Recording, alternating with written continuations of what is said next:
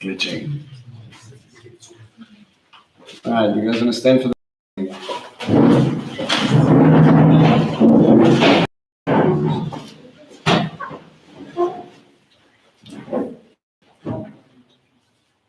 Baruch atah Adonai Eloheinu melech haolam, asher natan haTorah. Blessed are you, Lord God, King of the universe, who gives the Torah of truth and the good news of salvation to his people Israel, and to all the peoples through his Son, Yeshua the Messiah, our Lord. Amen. Amen.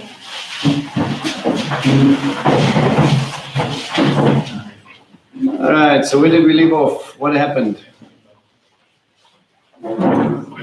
Interactive? No, right, okay. First the Israelites had problems. So Israel goes to war with the Philistines. They lose, they come up with a plan. The plan was to get the ark to come in, and they bring the ark in, and then there's this great big rousing cry, and they go, God is amongst them. The Philistines start to panic, gather courage, and then they go to war, and Israel gets defeated. God teaching them that you cannot use the ark as a talisman if your relationship is not right. The ark gets captured, and then it goes to a couple of different cities. And then what happens?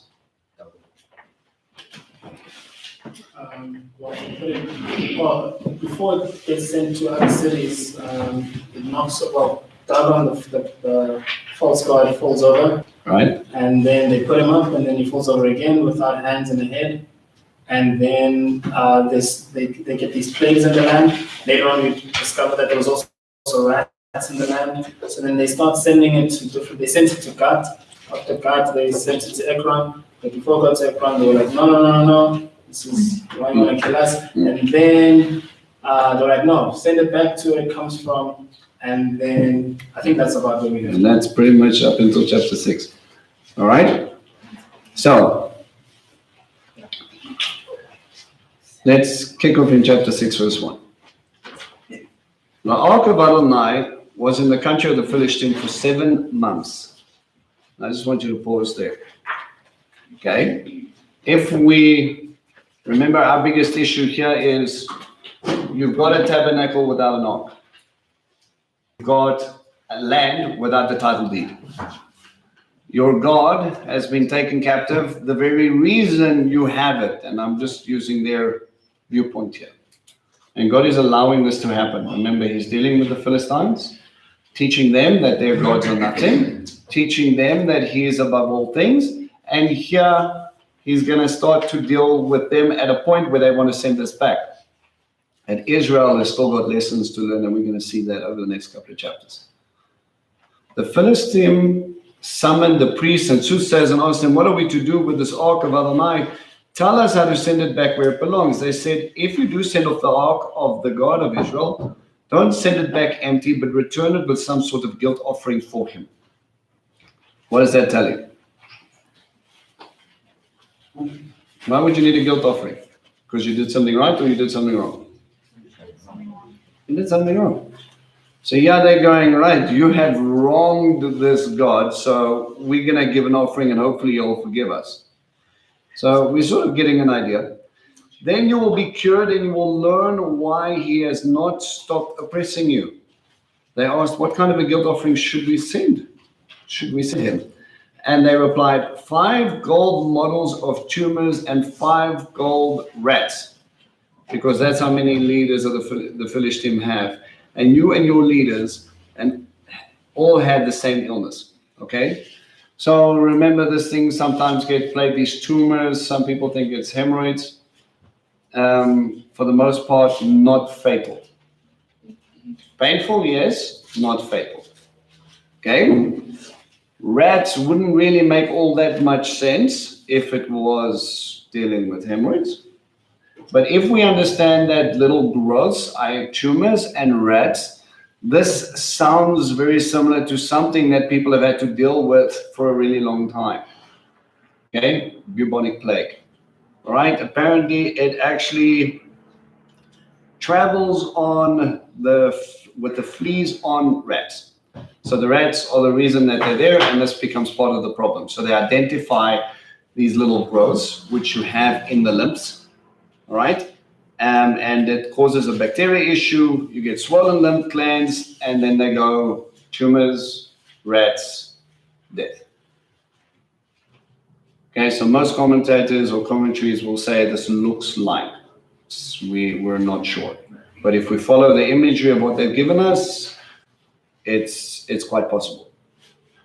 Okay, so this plague, otherwise known as Black Death, is the reason these guys are starting to panic. So they make models of your tumors, which is a really strange thing to make, and models of the rats that are infesting your land, and show respect to the God of Israel. Maybe he will stop oppressing you and your gods and your land. Why be obstinate like the Egyptians and Pharaoh were? Right, let's just pause there for a second. The Philistines were nowhere near as strong as the Egyptians were. Now, they recognized that God destroyed the Egyptians, their gods, took out the whole territory. There was nothing stronger. And yet, when they captured the ark, they still put him in front of Dagon. And they said, look, our God is stronger. They learned that he wasn't. And here they're saying, you know what, let's not be stubborn about this thing. We've been beat. Let's set him free. But they forget the point of the plagues. It wasn't just to show whose God is stronger, but whose God is real. Remember, think about it from God's perspective. He's taken an opportunity to interrupt these 5 Philistine kingdoms who are believing, going down the wrong route, and he's trying to get a simple point that what they trust in will not bring them salvation. They will not be saved. They will not understand him. They are going to be completely lost. And their biggest point is, can you get rid of the punishment, please? How many of us get to that place where we don't want to deal with the consequence of unbelief? We just want to carry on with our lives. This is a really weird narrative. And in the midst of it, I want you to feel what God feels here. They want to give a guilt offering, but they don't want to acknowledge their sin. They don't want to deal with their gods. They want to keep their gods. They just want to get rid of this one who's oppressing everything. If your God is powerless to save you, surely that should make you think, hang on a second, maybe something's wrong here.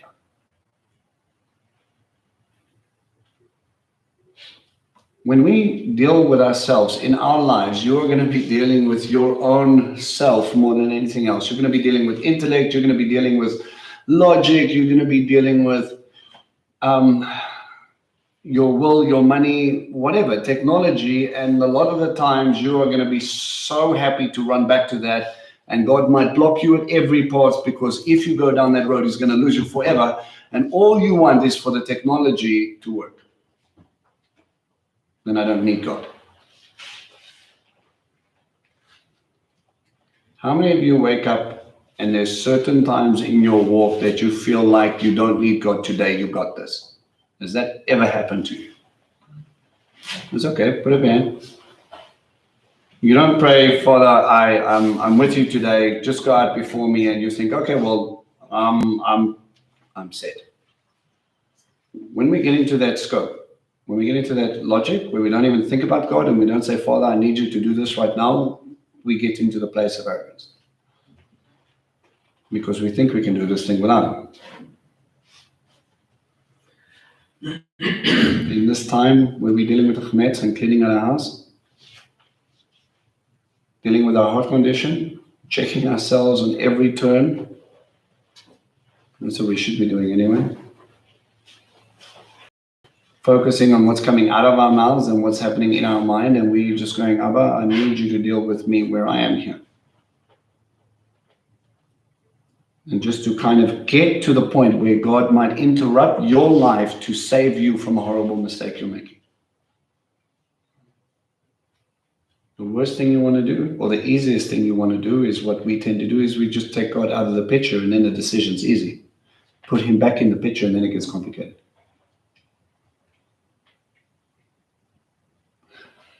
Let me say it to you this way. Part of God's, I'm going to say this loosely, so part of God's plan is to get your eyes fixed on Him. He exists, He's there. The second part of that plan is to keep your eyes fixed on Him. The minute we don't need Him, and we're at a dangerous place in our society, where if you're hungry, most of you just go to the shops, or you open up the fridge. If you want to go out, you just go draw some money. You don't worry about having a hot shower because you just turn the tap. You don't worry about where you're going to sleep. You don't worry about your clothes. You don't worry about your schooling. You just kind of go to school. It's an accepted fact. You don't worry. Most of you happy to have jobs and you just get up and go to work. Or you go and study. And we just kind of think this is normal. If you start looking around in the world, it is very, very not normal. You have a gift that's been put before you, and sometimes we make those things all about us. We just get lost in it. These guys are lost in it. Don't get stuck in the point where you are dealing with something, where God is trying to show you something in your heart, that you get to the place where you go, just give a guilt offering and let's just move on, shall we? Rather get to the place where you say, Father, if there's anything that I'm not understanding, rather deal with my heart condition now so that I can move forward. Can you imagine the story? If the Philistine cried out to God and said, you know what, we realize you're stronger than Dagon. We realize that we've been worshiping the wrong thing. We realize that you alone are the creator. How would this story have been? What would have been said about the Philistine and the Philistine territory if that was just the change? We're half a step away from that, but instead of just dealing with, we just want to get rid of the consequence. We don't want to accept God. It would have been vastly different. And I think for many people around us, we get close to the point, but we don't ever get to the place of, you know what, actually what I'm believing in is wrong. When he had done this work among them, didn't they let the people go and they left? Now take and prepare yourselves a new cart and 2 milk cows that have never been under a yoke. Harness the cows to the cart, but put the calves back in the shed. All right, so what do they use here? All right, so we're going to take 2 mummies that just had calves. What is their natural instinct? All right, always to get to the calf, always to come back. That, do you think they want to pull a cart anywhere? They've taken the calves and they've put them away and they're going to go, okay, let's see what they do. If they go back to the calves, then we know it's a natural problem. But what happens if they don't? What next do you notice here? These cows have never been yoked together. So what does that mean? They're going to fight against each other in the yoke itself. No, they've never been taught to pull in the same direction. And you don't have, you're going to see, they're not going to drive these cattle along a certain route anyway. So you don't even have anybody behind them trying to get them to go in the same direction. If one cow decides to stay, I want my calf, and the other one wants to move, they're not going. If one wants to go left and the other one wants to go right, they're not going anywhere. They haven't been taught how to do this. So this in itself, to get these cows moving in an opposite direction from their calves pulling together, should tell you something. Not how weird is that, oh, look, they just picked it up. This is near miraculous. Okay? Then take the ark of Adonai and lay it on the cart. In the box next to it, put the gold objects you're sending back from them as a guilt offering. Send it away to go off by itself, but watch to see if it goes up to the road to Bet Shemesh in its own territory. Now, Bet Shemesh is kind of like your frontier town between the Philistines and the hill countries of Judea. Okay, so this is the link. This would be where the battle lines are often drawn in Bet Shemesh. When you stand in Bet Shemesh today, I like to take people to a place called Azekah, and you can oversee the Philistine territory on your left along the coast. You can look at Bet Shemesh just on your left, and you can look at the Valley of Elah where David fought Goliath just in front of you. All of that territory, all of that history is happening at that place. So now they're seeing whether or not they will go to Bet Shemesh. If it does, he is responsible for this great tragedy. If not, we will know that it is not his oppression which has been over us, but that what has been happening to us only by chance. So yeah, they're testing again. If this is God, okay. If it's not, then happenstance. I hear Pharaoh's statements echoing here. When do you want the plague to end? What was his response? Tomorrow. Does anybody want to be in plagues longer than they have to? Oh, please, give us some more frogs. Yes, please. Please let the hell continue to kill everything and deal with everything. And, just give me one more day of that. Anybody with their sane mind would say, please make it stop now. But if it stops now, how do I know it's God? And how do I know it wasn't just a storm? The men did it. They took 2 milk cows, harnessed them to the cart, and confined their calves to the shed. Then they put the ark on the cart along with the box containing the gold rats and the balls of their tumors. The cows made straight for the road to Bet Shemesh and took that route, mooing as they went and turning off neither to the right nor to the left. All right, 2 things I want to point out. How are we supposed to carry the ark of God according to Torah? All right, so only a select group of Levi'im have to, and they carry it on their shoulders. When do you ever carry it in a cart? Never. You're not supposed to. Later, we're going to read about a story when David comes up and he's dancing before the ark, and they put the ark on a cart, and then as it starts to have a wobble, someone reaches out and tries to stabilize, and then God strikes him down there. And you've got to stop and wonder. 1 second, he's chilling with the Philistines going, no, it's fine. And then with the Israelites, he's like, lightning strike, okay. And you stop and you've got to go, why? Why the double standard? Understanding.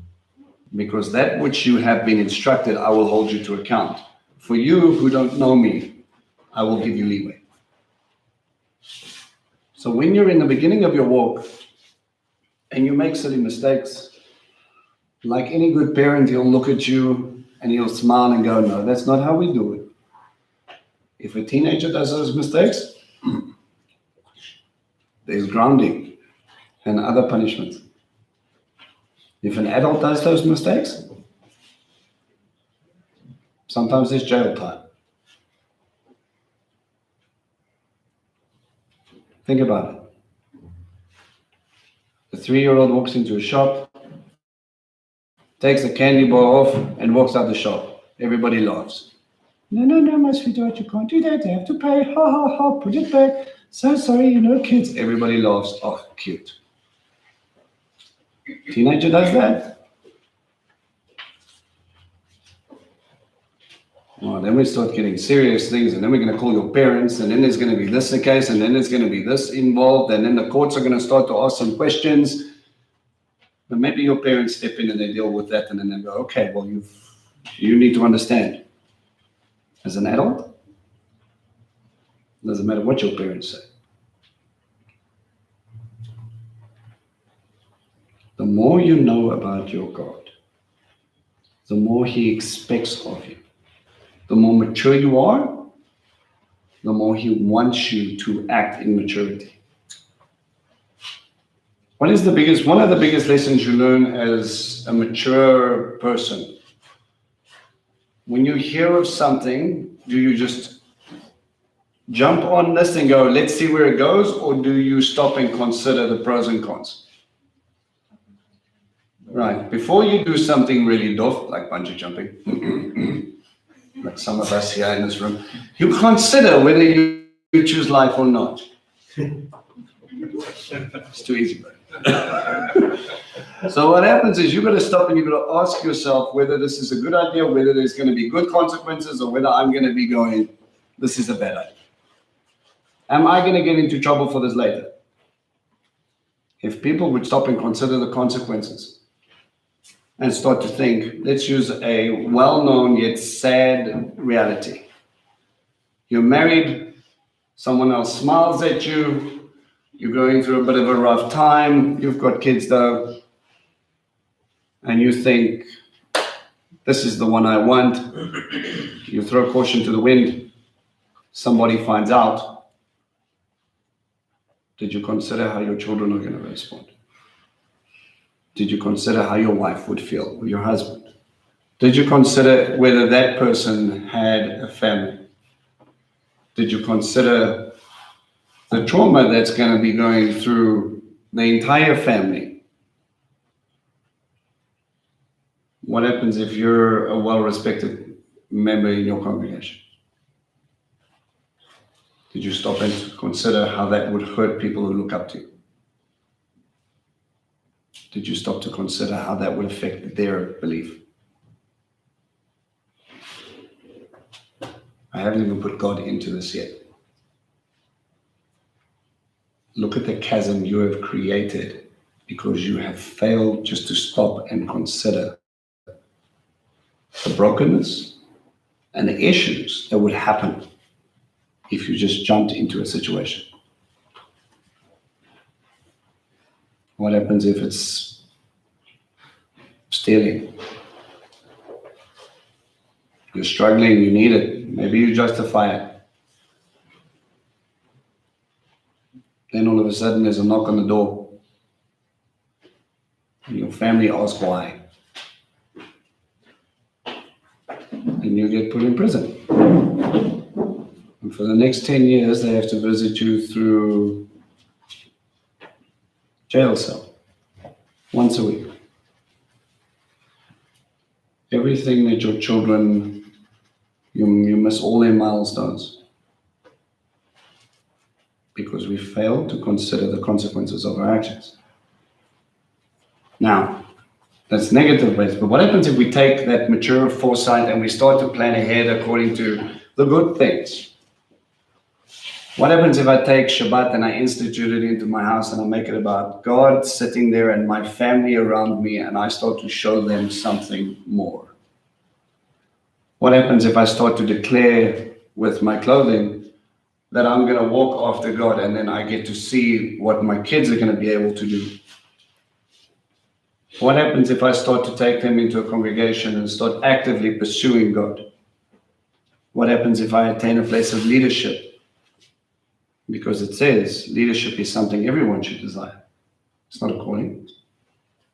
Some of you are appointed, yes, but everybody should want to be there.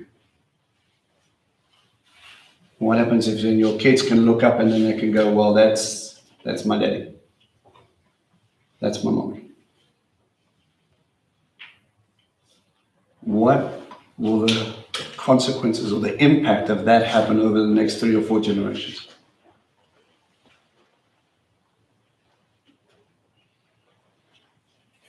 We're seeing gaps here in the logic of people, and not only that in the Philistines, because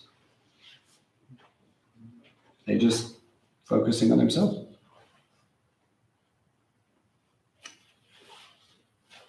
Okay. Let me ask you something. In verse 12, it talks about the cows doing 2 things: walking straight to Bet Shemesh, and what were they doing while they were moving, while they were going? Why would that be an important narrative? Why would God include that? Cows move. It's possibly it's not the most easiest thing they're doing, leaving the car, but they're still going. So it's sometimes a painful thing to make the right choice. I suppose it's the whole story one can make it is that they were shown the end, maybe, and they said, well, it's worth it, even though it's painful. It speaks for me as though they are complaining, but they're being obedient. Right. Uncle Al speaks fluent cow. Yeah, yeah, okay. What, do you guys have any other translation? What? Lowing. No. Lowing. Now, apparently this is a bit of I don't know, let's call it a cow whisperer term. I had to look this up. And they were just like, well, they see my head lowing. Apparently they hang their head and they move as a sign of distress because they're walking away from their calves. So their instinct is to turn, but they are moving as directed. So Uncle Al's not wrong. It is this case where I'm going, this is where God wants me to be, this is what I have to do. And it is a sign for the Philistine that it really was God. Now that, in my mind, should have shaken them to the core. The God of Israel, the God who conquered Egypt, the God who was standing there, who made our God bow down, this God was in our midst. What did we do? Let's see what their response is. The leaders of the Philistine followed them as far as the border of Bet Shemesh. The people of Bet Shemesh were harvesting their wheat in the valley when they looked up and saw the ark. Harvesting their wheat, what time around about are we getting to? Shavuot. What was given at Shavuot? The Ketubah, the Torah, the 10 Commandments. What's coming back to them around about the time of Shavuot? What is God trying to tell them? You forgot my covenant. I didn't. It is such a perfect time. He waited 7 months for the most opportune time to pitch up, and he goes, you remember Mount Sinai? I do, I was there. Do you? There was I'm going to share a story. I'm not going to mention that. We went to Israel once, and there was a guy. I often talk about the place in the wilderness where we go to Mizpah, right? And at Mizpah, we're out there in the desert, and there's nothing really going on. And this guy was impacted really, really deeply by what God had dealt with him there that one evening. It was a tough session for us all, but it was a good one. He woke up at 5 o'clock or 4:30, dressed like an Eskimo, went for a hike, put a pile of standing stones in a specific place. And he made a little bit of a covenant. He made a little bit of a declaration there. Him and God.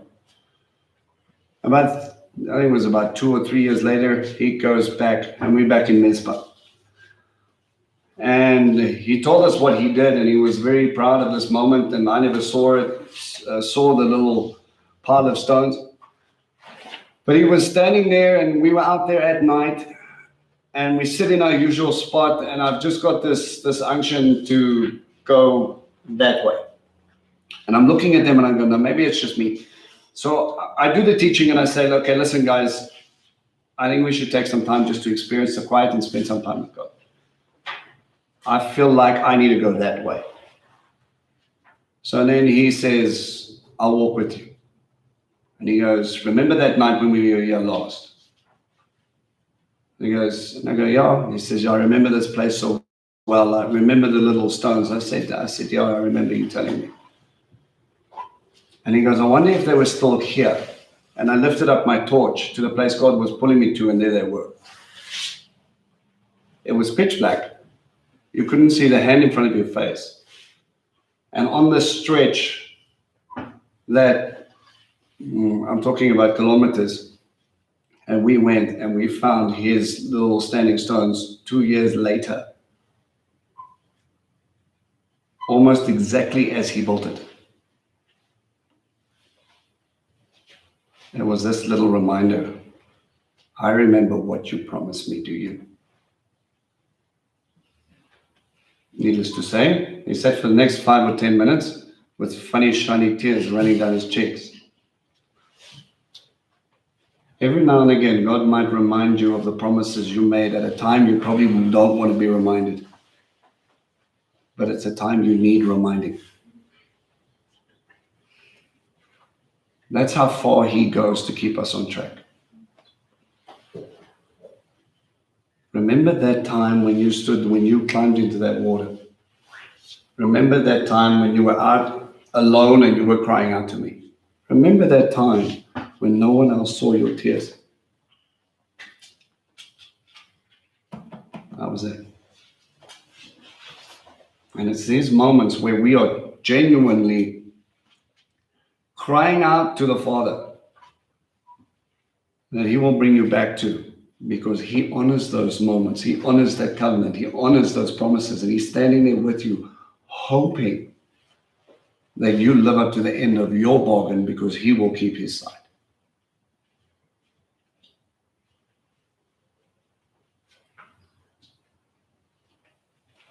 He's looking at Israel. He's allowed them to harvest. Remember what it said in the Shema? If you obey, I will give you what?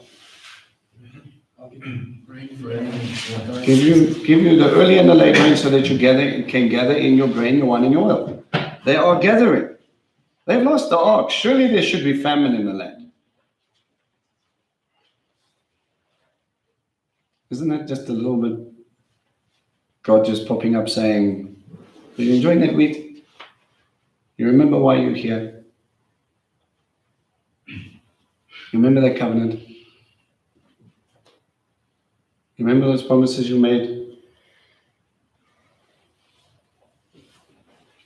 The cart entered the field. Oh wait, let me go back. They looked up and saw the ark, and they were happy to see it. Verse 14. The cart entered the field of Joshua the Bet Shimshi, and stood there by a big rock. Why Joshua? Why didn't he pull up to Chaime's field? Why didn't he go to Eliezer? Why didn't he go to Ebenezer? Why didn't he go to... Why Joshua? You guys had the same word there? Oh, God is my salvation, number one. But remember what you promised Joshua? If God is God, as for me and my house, man, this just these little things are a nudge straight to the heart condition of what's going on. So then, so the bed would be Hashemshi. Anybody look up what Beit Shemesh is? House of the sun. House of the sun. What is the sun about?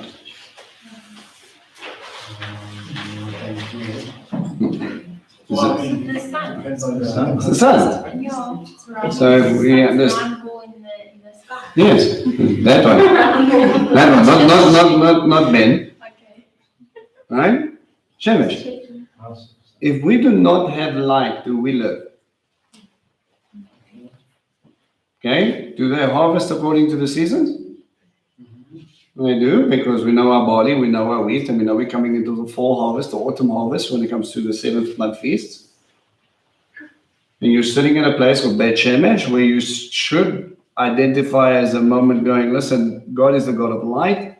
He's the one who's bringing forth the harvest. But remember, it was God of your salvation who brought you in here in the first place. Remember, it was because of a covenant I made with Abraham, the Yitzhak, the Yaakov. I spoke through Moses. The only reason you are here is because of what he did. Don't forget it. They cut up the wood of the cart and offered up the cows as a burnt offering to Adonai. Not such a nice story for the calves. Shows a bit of a heart condition change of Israel. But sadly, not yet. What does a burnt offering mean? Show me the heart condition. Give you everything. Everything goes up. Talks about complete dedication, right? An ole offering. Then the Leviim removed the ark of Adonai and the box that was with it, which contained the gold objects, and put them on the big rock. That same day, the men from Beit Shemesh offered burnt offerings and sacrifices to Adonai. Upon seeing this, the 5 leaders of the Philistine returned that day to Ekron. They went back home. Now again, we have an opportunity here like the mixed multitude, and the mixed multitude could have come across and gone, you know what, we've got it wrong. I want you guys to understand the dynamic here. Who are the more advanced group of people, the Philistines or the Israelites? The Philistines. Why? What do they have that no one else does? Iron. Right. So they have iron chariots where other people don't. It made them extremely strong. When you go into the Philistine territory, even today, it's very flat. So to take them out in that territory where they can run you over is a problem. When you start get to Bet Shemesh, you start to notice all of a sudden we get hills, the Judean mountains. And chariots don't do so well going uphill. So we have this, always the standard, this territory point, for the most part, between their territory and ours. Now you look at this, and they have an opportunity to be able to go up. They have an opportunity to go, you know what, we are more advanced, we understand, but we've gotten it wrong. You think about it. You silly sheep herders who don't really know how things work. How is it that you got this right? I want you to fast forward. This sort of dynamic comes up again a little bit later. Rome was the advanced civilization. The Hebrews were nothing. The message is those without the tech, those guys who are seen as lower than are the ones that are going to tell everybody else that you might have this, but you don't really have anything. When you go to Israel and you start looking at like places like Bet Shean, and you talk about a city of 50,000, and you come from Capernaum of a city of 2. At most 2,000 people, maybe 2.5. And you've got to go tell those people with running water, bathhouses, public toilets, theater, games. You've got to tell them they have nothing. Where you still have to go into the bushes when you've got to go. There are moments in your life where you don't think you have much to offer, but I'm telling you, you carry something that is worth more than someone who has the biggest company, the most money, or the most intelligence. Whatever you think they have and that you don't, remember you're in the majority because God is with you every time. The gold tumors with the Philistines sent back as a guilt offering for Adonai were one for each, for Ashdod, for Gaza, for Ashkelon, Gath, and Ekron. And the gold rats also corresponded with the numbers of the cities of the Philistines that belonged to the 5 leaders, fortified cities and country villages. The rock is a witness to this day of this great mourning, which resulted from putting the ark of Adonai in the field of Joshua the Bet Shemite. For Adonai struck the people of Bet Shemesh for looking at the ark of Adonai. He killed 50,070 of the people. The people mourned because Adonai had struck them with such a terrible slaughter. Now, how do we go from a time of celebration to a time of annihilation?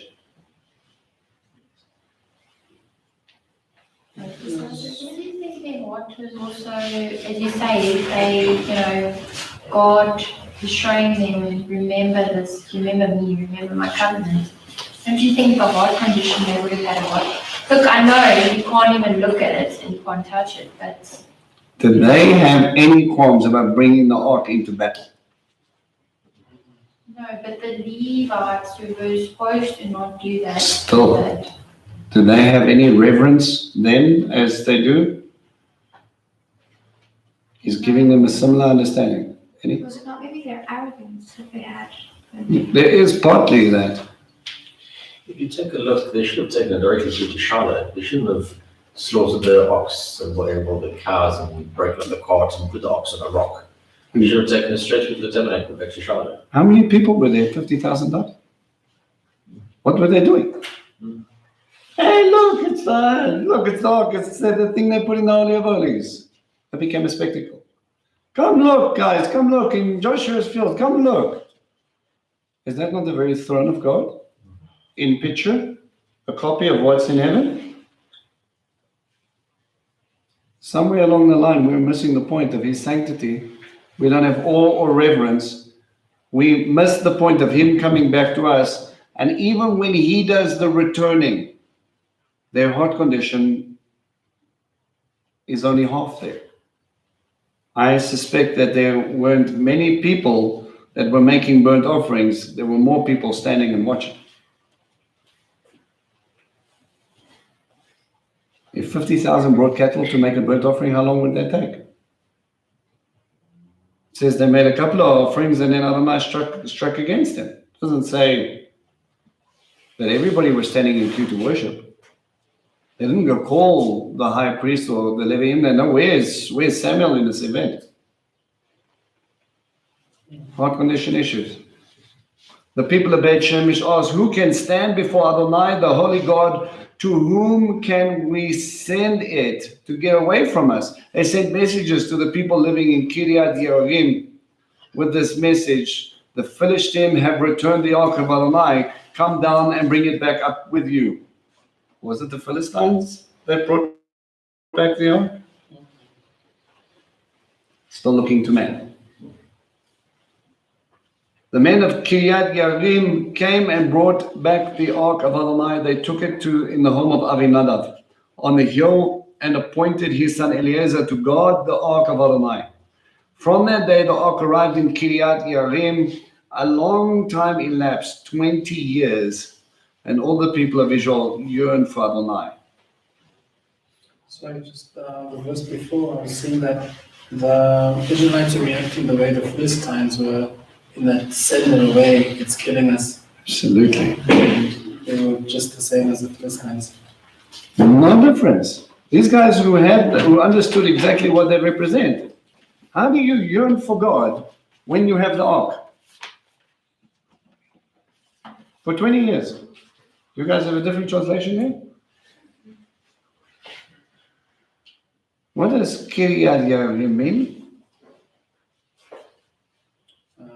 City or something. Kiryat means settlement or town.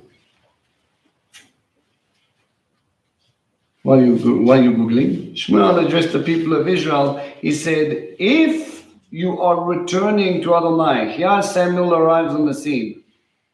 If you are returning to Adonai with all of your heart, then be done with the foreign gods, the Ashtaroth that you have with you, and direct your hearts to Adonai. So what was really going on? They were worshipping pagan gods and expecting to stand before the ark of God. As long as I give him his offerings, he'll be happy. So let's check. Doing a check here. So the distance from Charlotte to Kiryat Yearim is 47.8 kilometers. Okay? 20 years. No, this was like Billy said, just get rid of it. Yeah. Pocket. Is it in your house? Can you lock it up? Sort it out in the store, and then they leave it. So, which starts to beg the other question, right? Where was the tabernacle supposed to be? In Shiloh. So why didn't they take it up to Shiloh? Yeah. Right? Some commentators believe because of the absence of that entire thing, they believed when the Philistine came up, they destroyed Shiloh. So now what do we do with all? It doesn't really say that scripturally. But also Shmuel didn't do anything either for 20 years. The question is, was he waiting for their heart condition to change before he would be able to stand up in his authority as a priest to be able to say, listen, this is the reality. Notice he's interacting here on behalf of a Moses, like he's part prophet, part priest, and he's standing over there as judge saying, are you guys finished now? Are you really going to turn away from all of these pagan things? I don't think he wasn't hiding, but I think here it shows that the hearts are slowly turned, and it took 20 years for these guys to wake up. You would think losing the ark would be the wake-up call. Sure. No, we have it back 20 years later, it's fine. If you will serve only him, he will rescue you from the power of the Philistine. So the Philistines are still a problem. They haven't learned. So the people of Israel banished the Baalim and the Ashtaroth and served only Adonai. They're practicing Canaanite things. The very God of the father of the Canaanite symbols, Dagon was conquered, and yet they still worship the sun and so on. Shmuel said, "Gather all people to Mitzpah, and I will pray for you to Adonai." So they gathered together at Mitzpah, drew water, and poured it out before Adonai, fasted that day, and said there, "We have sinned against Adonai." Shmuel began serving as judge over the people of Israel at Mitzpah. So he was trained as a priest, called as a prophet, and here they recognize his authority for the first time. He becomes a judge. One of the last judges, if not the last. When the Philistine heard that the people of Israel had gathered together at Mitzpah, the leaders of the Philistine marched up against Israel. Still don't learn. And when the people of Israel heard about this, they were afraid of the Philistine. The people of Israel said to Shmuel, "Don't stop crying out to Adonai our God for us, to save us from the power of the Philistine." So they realized something. Take them back to a moment where Joshua had to go out and fight a bunch of Amalekites. Where was Moses? He was on the mountain. When his arms dropped, Joshua and them lost ground. When his arms were up, they conquered. Joshua, what's the lesson? The battles are fought through intercession. You can do the thing. You still have to get onto the battlefield, but if you don't have God, you lose. And we saw that time. You would see that time and time again when you read the book of Judges.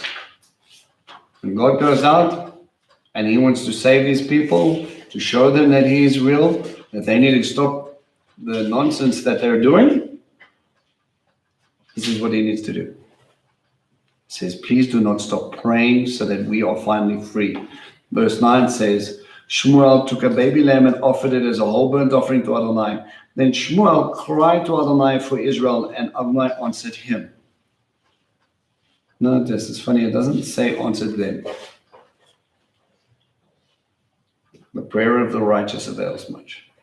As Shmuel was presenting the burnt offering, the Philistine advanced to attack Israel, but this time Adonai thundered violently over the Philistine, throwing them into such confusion that they were struck down before Israel. The men of Israel went out from Mitzpah, pursuing the Philistine, attacking them all the way to Beth-Kar. Shmuel took a stone, placed it between Mizpah and Shen, and gave it the name Ebenezer, stone of help. Remember, Eben, father, son, explaining Adonai has helped us until now. Thus the Philistines were humbled so that they no longer entered Israel's territory. And the hand of Adonai was against the Philistines as long as Shmuel lived. So if someone stands up for righteousness, it secures the borders, it brings peace. The cities between Ekron and Gath, which the Philistines had captured from Israel, were restored to Israel, and Israel rescued all of the territory from the power of the Philistines. There was also peace between Israel and the Amorites, which doesn't really happen either. Shmuel continued in office as a judge of Israel as long as he lived. Year by year, he would travel in a circuit that included Beth El, Gilgal, and Mizpah. Why those three places? What does Beth El mean? House of God. What happened at Gilgal? What does Gilgal mean? So it's not the... No, it's Golgotha. Right, it's the place, it literally means round. Snip, snip, snip, snip, snip, snip, snip. Right, so remember when they crossed over the Jordan, they crossed over a place called Admah, and they camped at Gilgal. They went out to war, and they camped at Gilgal. They conquered Jericho, they camped at Gilgal. They ate the Passover at Gilgal. They went up to Mount Gerizim and Mount Ebal, and they came back to Gilgal. It was a place where the covenant was reaffirmed.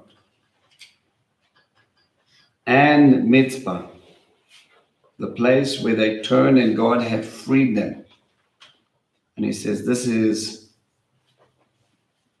a standing stone, a reminder in a sense of what I did for you at this time. And all these places he served as judge over Israel. Then he would return back to Ramah because that's where his home was, and he would judge Israel there too. He also built an altar there to Adonai. So now that last little statement becomes a little bit of a strange idea, doesn't it? Yeah. He kind of goes on a circuit, he goes back home and he builds an altar. It begs the question, where is the tabernacle? Why is it not functioning? Now, some people again would go, well, it couldn't function without the ark, so they abandoned it. The Levites all left, and there was nothing really going on in office. It would have just been Samuel. Some people say, well, it was destroyed, so obviously nothing going on. So what do you do if you don't have the tabernacle?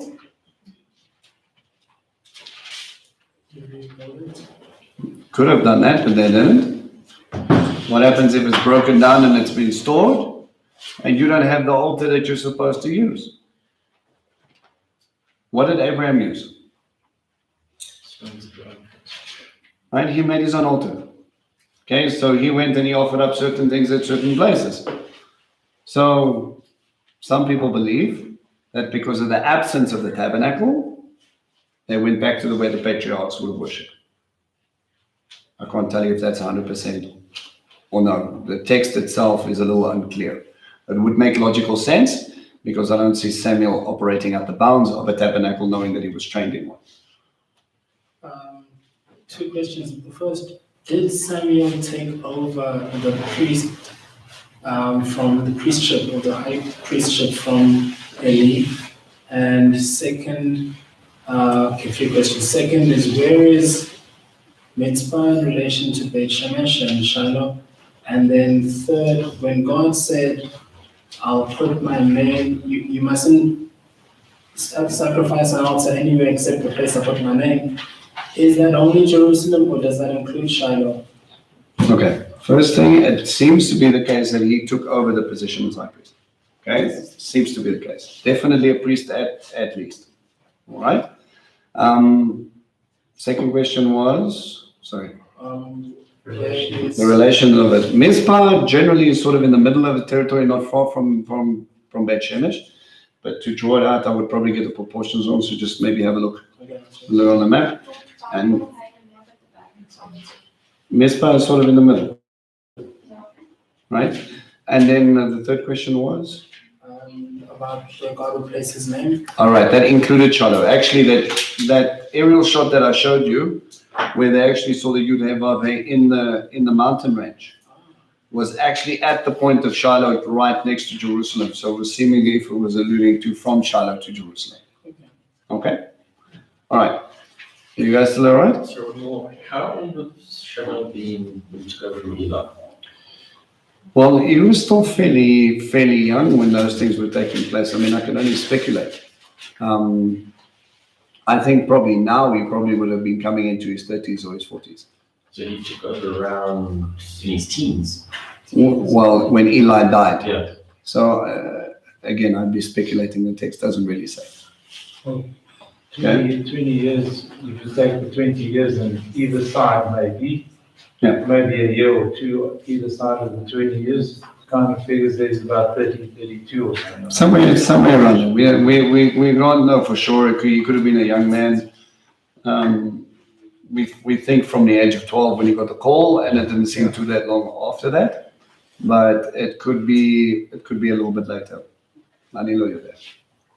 Okay, you guys still okay? Did anybody find a meaning for Kiryat Yearim? It's city of forests. City of Forest. A city given to Judah and then to Benjamin. Yeah. Okay, so where is it then? If it doesn't have anything important really with the name, where is it? It might help you understand the importance of why it was taken up to that point. Southwest of Shiloh. Mm-hmm. Close to?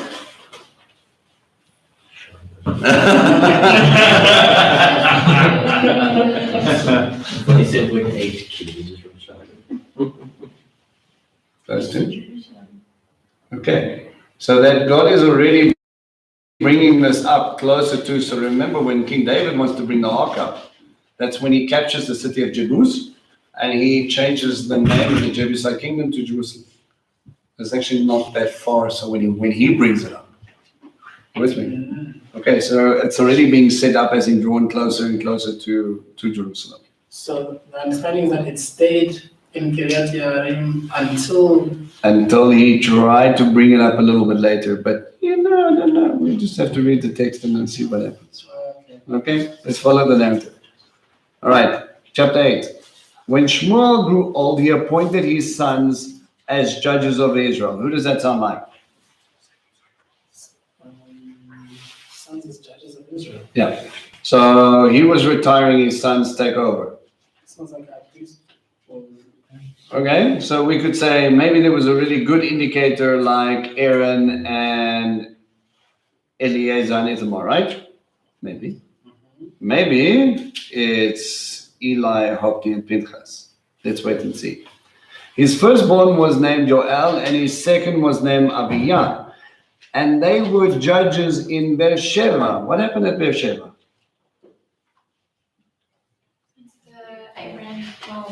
Okay, well, Abraham's well, one of his wells are there, right? What happened there? Anything important? We went to They Sorry? God meets with Isaac. God meets with Isaac. What does he do there? It says in the plains of Beersheba, he said, I am the God of your father Abraham, and I want to bless you and multiply you for his name's sake. So he reiterates the covenant at Beersheba. So that means, again, the covenant promise should have been really instituted or ingrained in the people staying there. Right? It's like staying in the valley of Elah and not worrying about David and Goliath's fight. Can you imagine that? That day it happens. Oh yeah, David and Goliath fight. Okay. And then they move on. It meant there was no real ramification, but when you stand in Beersheba, hopefully we will one day. And I don't know, it's a pretty special place for me. However, his sons did not follow his way of life. They turned off to pursue riches. Oh no. Now what does that sound like? So that they would take bribes to distort justice. Okay. We learned well from Eli. And unfortunately, maybe Samuel doesn't possess the same. Maybe Samuel possesses the same rebuking skills as Eli did. I'm hearing a bad report, naughty, and that's where it stops. You know who else struggled with dealing with their children? David. Because David didn't deal with his children, he was running for his life from Absalom. It happens when we get to the story. Guys, don't think. I know sometimes we get very grumpy and all our kids think that all they hear is no. Sometimes when we go through that, we look at our parents and they say, all we hear from you is no. But if you do not keep a firm boundary line for your kids to follow, Samuel, from such a young age, with great awe and respect, saw the dangers of what it was like if you didn't do it right.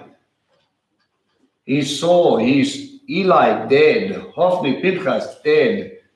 How much more do you need?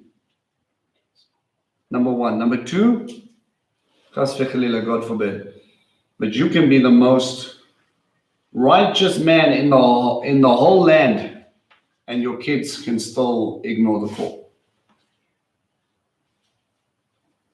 God forbid. If they ignore the call, remember that's a decision every single child has to make. They're either going to accept God or they're not. The best thing we can do is pray that God meets them at their level and give them an example that they can follow. That is the best we can do. You cannot make that choice for them. You can't beat them into the kingdom. You can't Bible bash them into the kingdom. Only at the point where they cry out to God and say, Father, I need you, please save me. will they be able to enter the kingdom. Every single one of us had to get there at our own time, in our own brokenness. You can show them the way, and I pray that you do. I pray that you're good examples for your kids and for other kids. And if you know of kids who don't have father figures, do me a favor, be that father figure. If you see a kid who doesn't have a big sister or a mommy or whatever the case may be, it doesn't mean you have to adopt them, but you can step into that realm. You be big brother if you need to be. You take on that yoke, because there are few and far between where people will take up the responsibility of looking at a kid and grabbing its hand and going, if you need me, I'm here. I don't care if your mommy or your daddy say other things, I'm here. And I will meet you at that need. You might think it's not your responsibility. You might think, why I haven't had kids is not my problem. I'm telling you, if you don't step in, there's going to be bigger brokenness.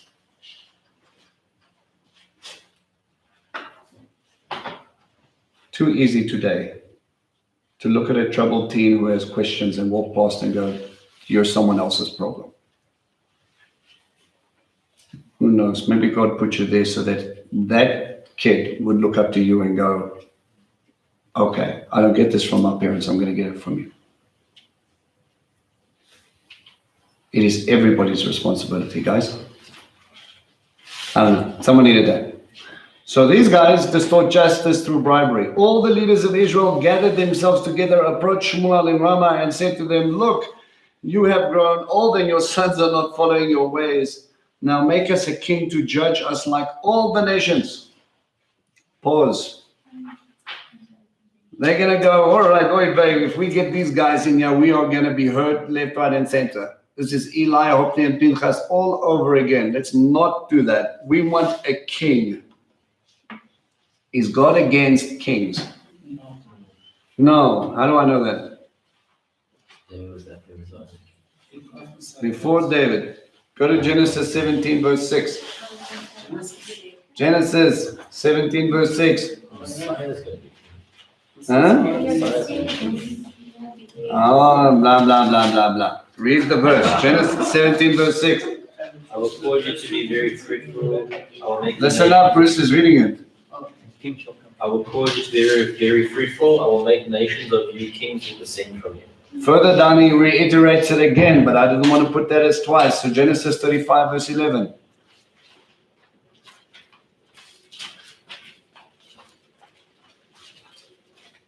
God further said to him, I am El Shaddai, be fruitful and multiply. A nation indeed, a group of nations will come from you, kings will be descended from you. Kings are on the cards. Deuteronomy 17, verse 14.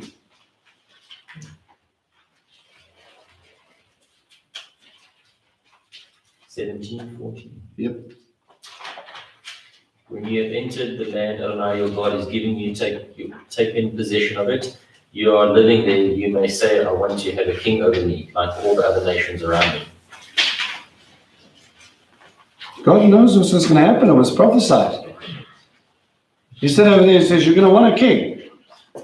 No, Moses, what are you saying? You're going to want a king.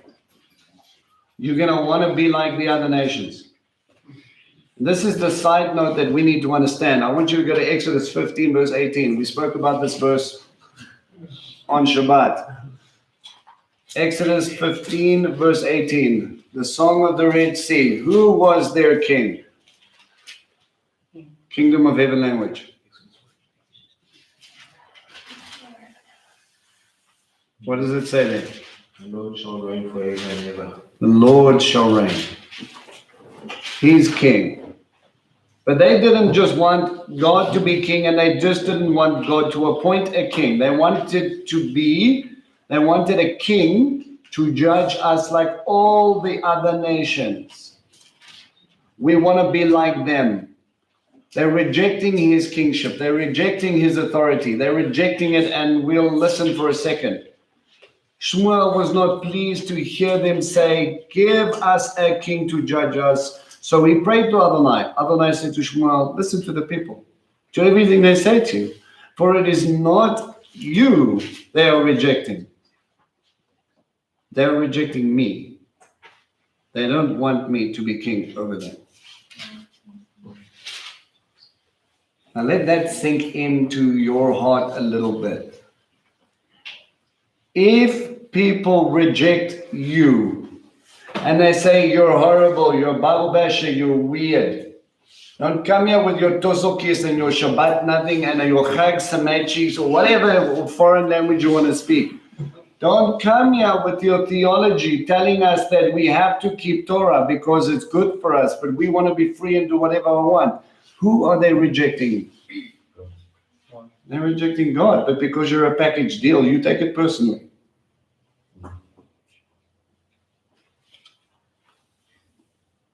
They are rejecting God, not you. And if they don't have time for your God, they shouldn't have time for you. You come together. He tells Samuel, listen, but just don't take it personally, the fact that they don't want your sons. That's not what this is about. What they don't want is me to be king. They want to be like the other nations. They want a king to tell them what to do. They don't want to have to seek my face. They don't want to have to follow my laws. They want to follow the king's laws. Now, God preempted this in Deuteronomy 17, and he tells them the king must write the Torah. Because you're going to want to follow a man, I'm going to make sure the man follows me. And what happens when he doesn't? Then the whole nation suffers. God knew that kings were on the cards. He was going to point to king after king to eventually give us an idea not only of Melchizedek, but how Messiah himself would establish the kingdom of heaven. To get us to that point, we need a king first. Verse 8, they are doing to you exactly what they've been doing to me from the day I brought them out of Egypt until today. By abandoning me and serving other gods. You see how God gets to the heart condition. It's not about asking for a king, Shmuel.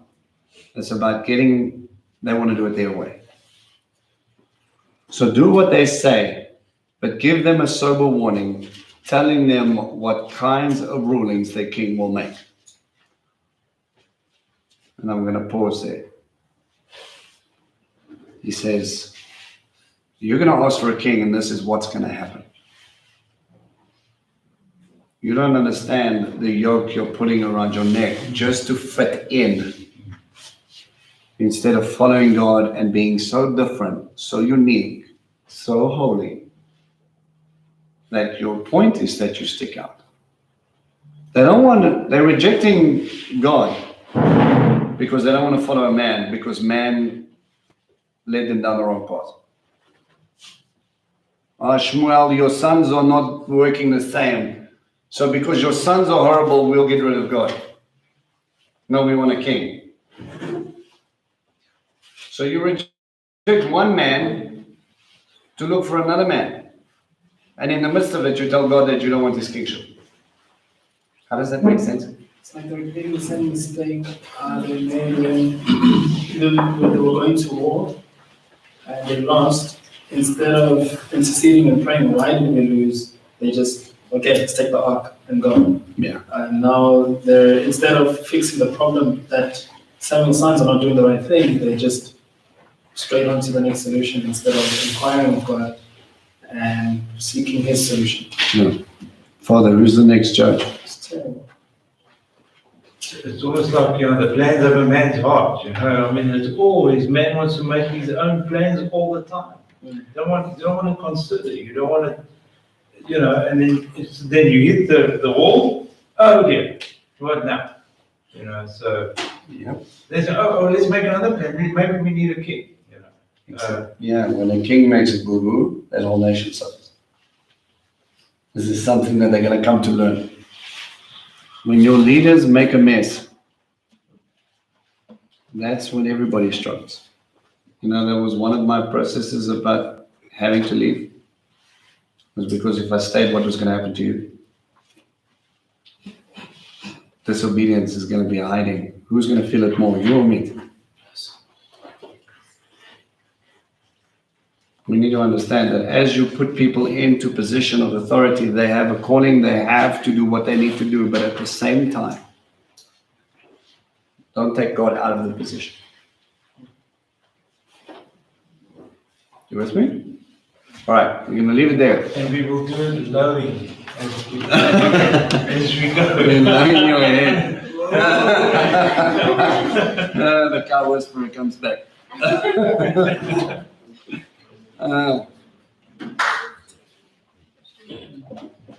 Right, you got any questions or anything on that? No? Click, click. What is the meaning of life? Thank you. John? Just remind the people about June. All right. Guys, we're, it's kind of short notice, forgive us. Okay, yeah, let's pray and then we'll just remind people about that. Good plan. Let's pray.